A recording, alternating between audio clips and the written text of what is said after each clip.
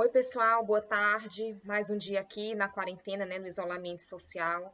E tá todo mundo em polvorosa por conta do discurso do presidente da República ontem, em que, em desacordo com as orientações da Organização Mundial da Saúde e do próprio Ministério da Saúde do seu governo, ele fala em acabar com o isolamento social ou deixá-lo específico somente para os grupos de risco, como idosos e pessoas com alguma vulnerabilidade prévia.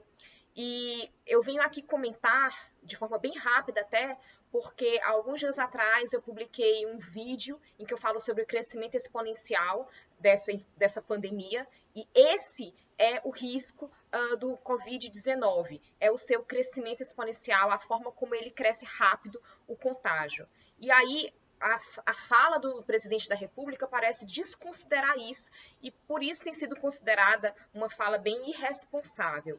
Então eu queria só lembrar para vocês o seguinte, na fala do presidente ele disse que o número de mortos seria entre 5.000 a 7.000 pessoas.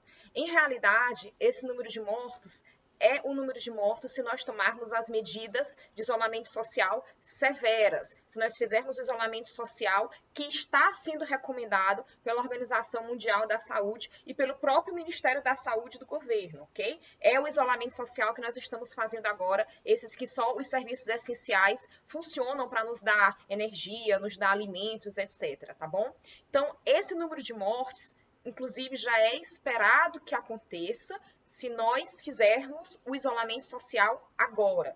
Se nós não fizermos o isolamento social ou fizermos ele de forma mais branda, somente para os grupos de risco, nas próximas semanas, né? Eu não sei quanto tempo isso vai durar, a gente não tem uma bola de cristal para ver, mas nas próximas semanas, se nós não fizermos o isolamento social, o que vai acontecer é que esse número de mortos vai aumentar para muito além das 7.000 pessoas mencionadas no discurso do presidente. Então, essas 7.000 pessoas mencionadas, elas são o piso e não o teto. O teto a gente não sabe qual seria, a gente pode apenas fazer uma estimativa de acordo com a porcentagem de mortos nos outros países, ok? Também prevendo a capacidade do nosso sistema de saúde.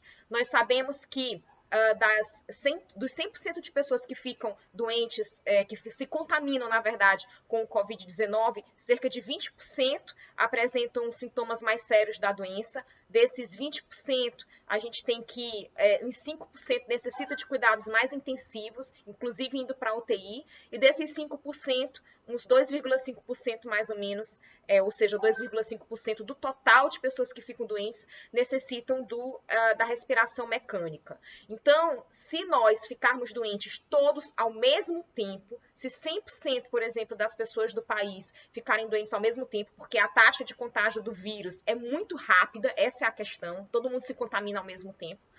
Então, a gente teria aí 2,5% da população do país, mais ou menos, precisando de respirador e não teria respirador para todo mundo. Então, basta a gente fazer um cálculo matemático. Nós somos 200 milhões de pessoas hoje no Brasil, mais ou menos. 200 milhões de pessoas, 2,5% precisaria de respirador e não vai ter respirador para todo mundo. Qual seria a ordem de grandeza, a ordem da quantidade de mortes que nós teríamos no país, ok? Seria muito mais do que os 7.000 mortos mencionados na fala do presidente da República. Seriam mortos na casa do 1.000.000, ok? Do 1.000.000 para cima.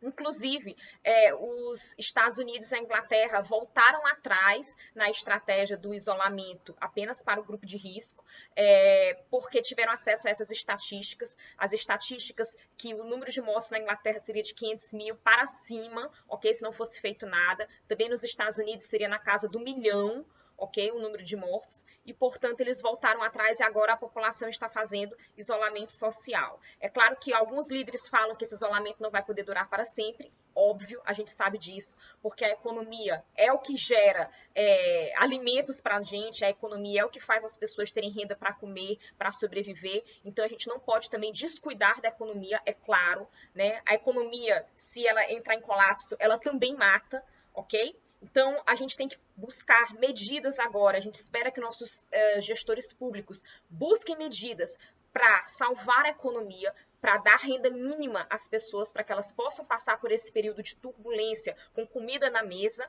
ok? Porém, preservando a vida delas. Porque não adianta a gente achar que o caminho de preservar a economia vai evitar o caos, porque o caos vai chegar de toda forma se nós tivermos mortos na ordem do milhão, de 1 milhão para cima. A gente vai ter pessoas morrendo não só apenas nos corredores dos hospitais, mas dentro de casa, porque não vai ter leito hospitalar para todo mundo. Então, isso também vai provocar um caos. Pessoas que estão doentes ou pessoas que estão mortas não trabalham, não consomem. Então, isso também provoca um caos na economia, provoca um colapso econômico. Eu acho que nós estamos numa situação que nós temos dois caminhos pela frente, né? Os dois caminhos são muito difíceis, muito drásticos, mas a gente tem que escolher o menos ruim, ok? É o caminho de não fazer nada e a gente ter aí mortos na casa do 1 milhão, ok? Ou fazer apenas o isolamento dos grupos mais vulneráveis, dos grupos de risco, a gente também vai ter mortos na casa do 1 milhão, porque a gente não vai conseguir segurar a epidemia, pelo menos nessas primeiras semanas. E depois, o caminho que também é muito difícil, o caminho desse isolamento que pode provocar danos econômicos muito severos, né? Esse caminho do isolamento, nessas primeiras semanas, é o que eu estou falando, a gente pode contornar isso, a gente pode mitigar os efeitos econômicos através de várias medidas. A gente espera que nossos líderes políticos pensem nessas medidas e adotem essas medidas para mitigar e garantir a renda mínima para as pessoas. Tá bom?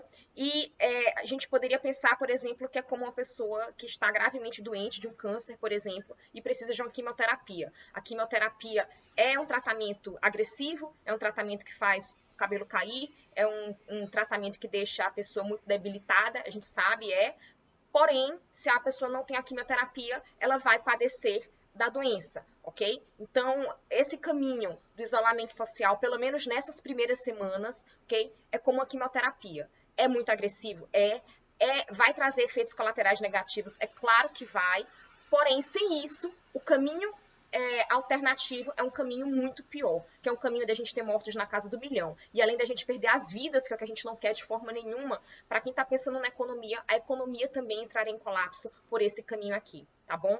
Então, fica o recado. Quem quiser ver o vídeo que eu fiz sobre crescimento exponencial para entender melhor a raiz do perigo do coronavírus, dá uma olhada na minha bio, na minha bio do Instagram, porque o link para o vídeo está lá, ok? Abraço a todos.